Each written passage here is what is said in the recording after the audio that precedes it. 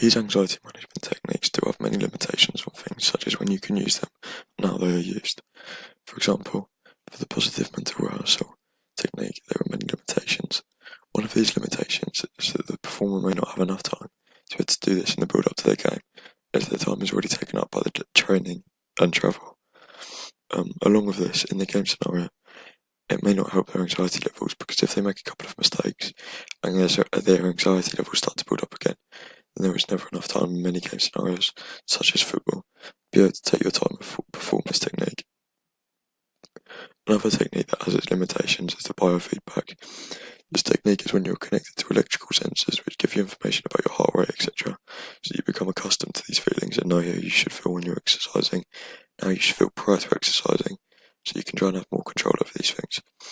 However, the limitations of this technique is that the kit you need to have to be able to carry out this technique is extremely expensive, being around the average cost of £250. However, furthermore, this technique can take a lot of time to perfect, and so if you only have a short amount of time before the game to decrease your anxiety, then it may mean you can't carry out this technique. Stress. The term stress is defined as being a psychological state that is produced by perceived physiological and psychological forces. Long-term stress must be prevented as it can obstruct your ability to be able to live a healthy and balanced lifestyle. However, stress can have good effects on sporting performance and performances. Stressors are the changes that occur in the environment which cause a stress response. These stresses arise when there is an imbalance of the person's perception of the demands of the situation and their own ability to meet the demand. The order in which these stresses lead up to the overall stress is through a series of stages. These are stressors, the environmental changes that cause a stress response, the stress response, the physiological changes that occur due to stress, the stress experience, the way we perceive the situation. These stresses can be split into two categories. These are internal, so illness, cognitive anxiety, lack of sleep and overly self-critical, and external, which is the environment, so if it's too noisy or quiet, the negative social interaction, major life events such as a death in the family, or day-to-day hassle such as travel or work. Furthermore, these stresses can also be split into a further three categories of factors that can cause stress. These are personal, so for example significant others, health and finance, occupational, so unemployment or bad bosses, and sports environment, so importance of the event or the uncertainty around the event. There are two main types of stress. These are distress and eustress. Both of these types of stress have different types of effect on performance in sport. Distress is a negative form of stress.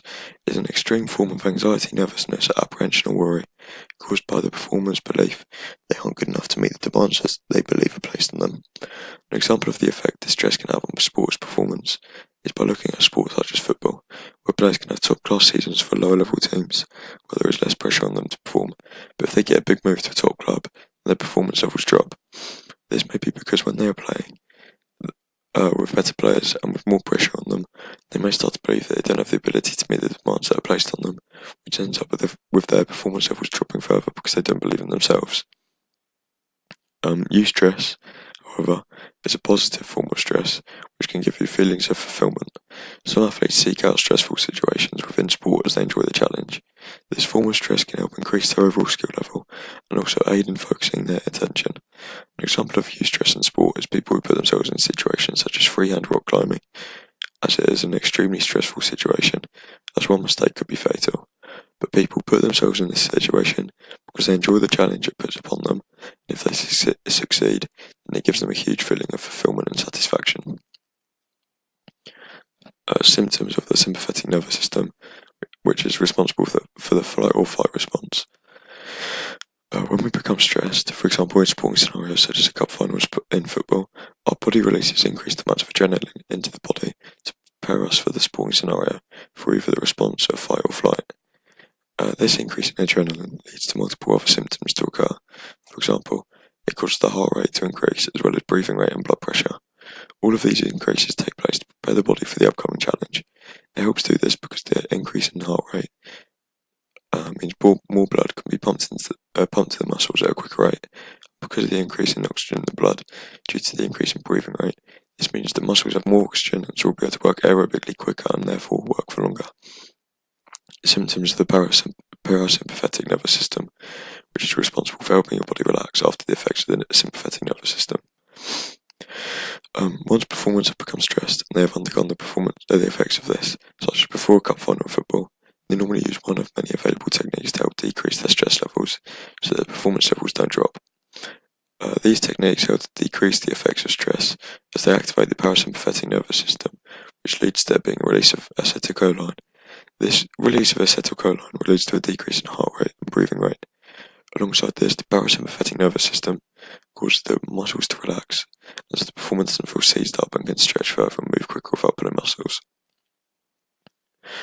Some of the techniques people can use to control their stress level are through the use of biofeedback, breath control, and meditation. Biofeedback. This technique involves the athlete being connected to electrical sensors, which feed information back to the performer about their increases in heart rate, breathing rate, so that they can understand how it feels, so when they're playing in a sporting scenario, they have more knowledge and control over these factors. Breath control. This technique involves the athlete taking deep inhalations, holding, and then slowly breathing out. This enables the performer to stop thinking about the sporting situation and focus on the breathing as they become more relaxed. Alongside this, because there is more oxygen being taken in, there is more oxygen in the blood and the heart rate can drop as there is more oxygen getting to the muscles within a shorter volume of blood. Meditation. This technique allows the performer to become accustomed to how their body feels in a relaxed state and gives them more control over their body. This then allows for the performer to have a bit more control over these factors when they become stressed, and so can try to stop these things from having an effect on their performance. Psychological factors affecting exercise. To be able to identify 3 psychological factors that can affect exercise, we developed a survey which included multiple questions based on the 3 theories which would help us to identify these factors. These 3 theories are the health belief model, the theory of planned behaviour, and the trans-theoretical model. By looking at the answers we received from the people we carried out this survey on, we can gather information to be able to identify these factors. We can do this by grouping up everyone's data and working out what factors repeatedly came up for other answers. Some of the main factors that affect most people are physical barriers, for example injury. This is a factor because if the performer is injured, then they either won't be able to play, or because of their injury, if they're still playing through it, then their movement may not be up to the standard they normally have. Another factor is the time. So for example, the lack of this is a factor that affects exercise because if the performer believes they don't, or actually doesn't have enough time to undergo exercise, they may rush anything that they do and so won't get the full effects of it. Emotional, for example, fear. This is a factor that affects exercise, as if the performer is in a competitive scenario, for example, a big game in rugby, they have a fear of getting injured due to previous injuries they have experienced, they may not go into the challenges for the ball, and end up playing everything safe so they don't have a chance of getting injured again, and so become a hindrance to their team. And the final factor is motivational, so for example, not having the commitment.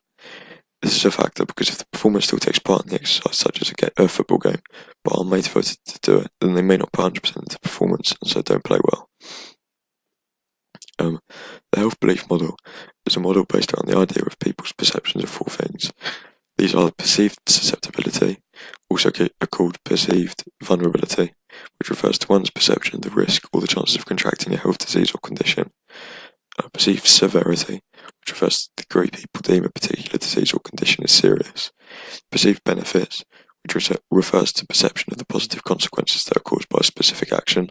And perceived barriers, which refers to an individual's assessment of the obstacles to behaviour change.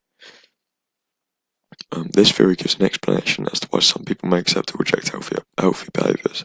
It proposes that people are most likely to change towards a healthier lifestyle and respond to health promotions if all 4 of these conditions are present. The theory of planned behaviour is based around 3 main components that have an effect on you, whether your behaviour changes or not. These are attitude, the thoughts and feelings about something. So, are you bothered about starting exercise or not? The subjective norm, the environment you're in. So, for example, do people around you exercise, and are these family, friends, etc.? And the perceived behavioural control, people's perception of their ability to perform a given behaviour. So, for example, how hard it is to start exercising. If all of these components come out with positive answers towards changing behaviour, for example, start exercising, then the attention is there and behaviour can change. The trans-theoretical model says that people have to go through multiple stages until behaviour can change. It says that people can go back and forth through stages several times whilst they're trying to change their behaviour. This model does say that relapse can happen. The stages to this model are pre-contemplation, So not thinking about changing their behaviour anytime in the future. Contemplation, appreciating a change in behaviour is needed but may not carry out with it. Preparation, ready to engage within 30 days, taking steps to improve their behaviour and health. Action, they are actively exercising and doing things to help improve their health. Maintenance, need encouragement to ensure they carry on going, otherwise they may relapse. And termination, giving up with what they are doing, they tried but are no longer bothered. From the data we collected, we can identify what the main psychological factors affecting exercise were for the clients we questioned. For the health belief model and perceived susceptibility, 75% of people said that they would start exercising if they were told that no exercise would lead to serious health problems. For perceived severity, 75 people said that they would start exercising if they were told that no exercise would decrease their life expectancy. And then for perceived benefits, 75% of people said that if a barrier to exercising is having a lack of time. And finally, for perceived barriers, 50% said they take part in exercise to improve health and lose weight. Furthermore, for the theory of planned behaviour, 75% of people said their attitude towards doing exercise was positive. The subjective norm was that 100% of participants said people around them exercise, such as friends or family. However, 25% said they weren't influential in making them exercise or not. Perceived behavioural control, 25% of people that we questioned said that it would be extremely hard for them to start an exercise program. Therefore, the intention is that 75% of people that we surveyed want to improve their health and fitness, and because of this, 75% of people we surveyed are likely to start exercising. And finally, for the trans-theoretical model, for the pre-contemplation, 25% of participants said they were not ready to engage in exercise. And furthermore, 25% of people said it would be hard for them to start an exercise regime when they were contemplating one. Preparation, 75% of people said they would take them less than 21 days to start exercising, and 75% of people said they are already currently active. Furthermore, 75% of people that we surveyed said they would be able to maintain a regime for 3 months. And finally, 25% said that they would give up very easily if there are no immediate results.